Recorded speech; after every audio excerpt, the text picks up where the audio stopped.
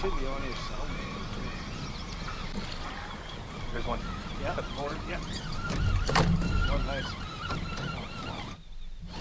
It's a nice fish. Yeah, it is. He's gonna bite. Oh, come on, girl. Come on. There we go. Come on. Get her, Heinrich, get her, Heinrich. She's going right now. Oh, I blew the blaze there. See it, Fergie? Yeah.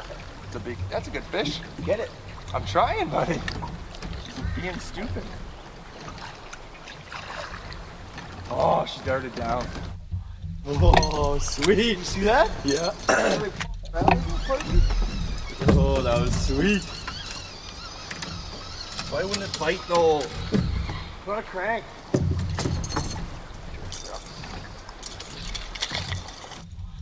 See that, Parky? Yep. Saw the whole thing? I couldn't get her charged up though. She just wouldn't change modes, eh? No flaring. See that, Parky? Sick, eh? That's a 45 all day long. Yep. Maybe even a bit better. 46, 47. I wouldn't call her a 4. Man, she was right up in the rocks though, buddy. Yep. What's gonna make her eat? Damn it! I knew it was here somewhere. It was here. There's another one here somewhere too. So hey there, guys and gals. Just sitting around Narrows on a late July morning, 2015 here. Crawford's Camp. See the bridge is over behind me here, and got Crawford's right behind me. One of my favorite places to be on the planet by far. Anyways, sitting here drinking my morning coffee and thinking about that video clip I just shared with you of that muskie following me around in the figure 8. It's really, you know, I debate with myself if I'm ever going to share things like that or not.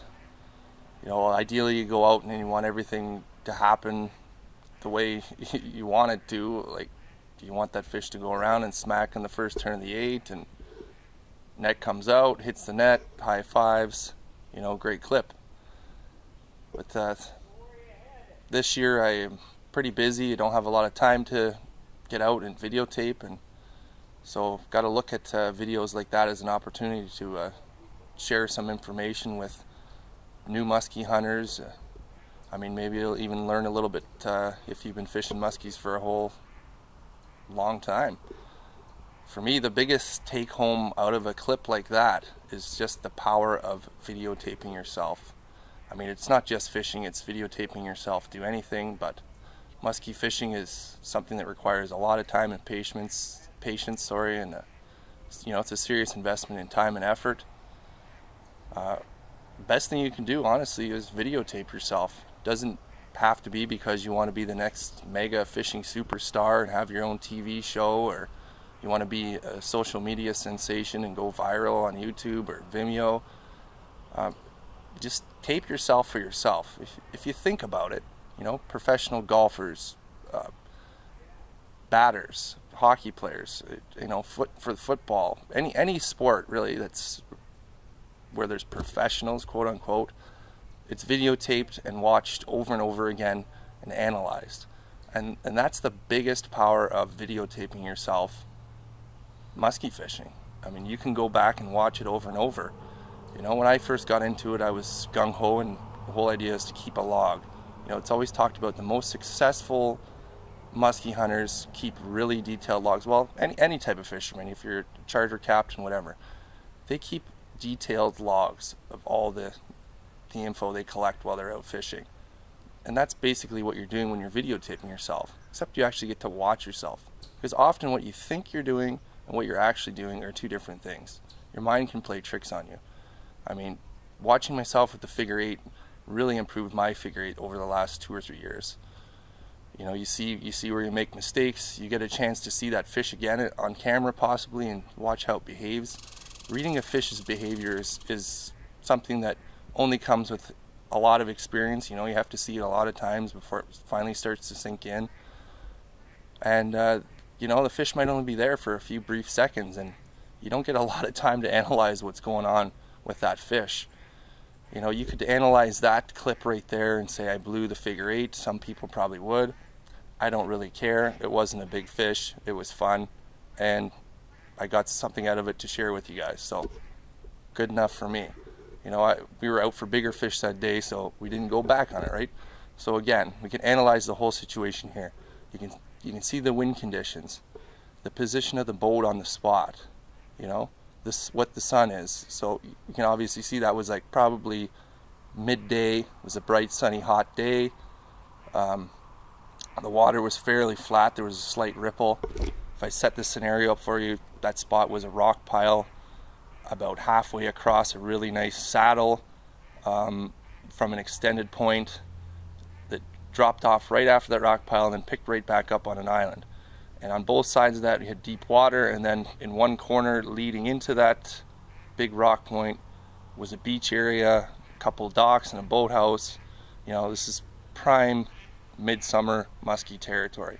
We'd actually been there the evening before and moved a couple of fish. One was smaller than that. It did kind of a short strike on Ryan there on the, I think it was a Datsun blade bait 9mm.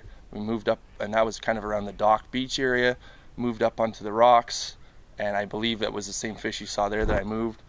You know, it was in the evening, so we were just scouting. Great search bait, just like bucktail's a great search bait.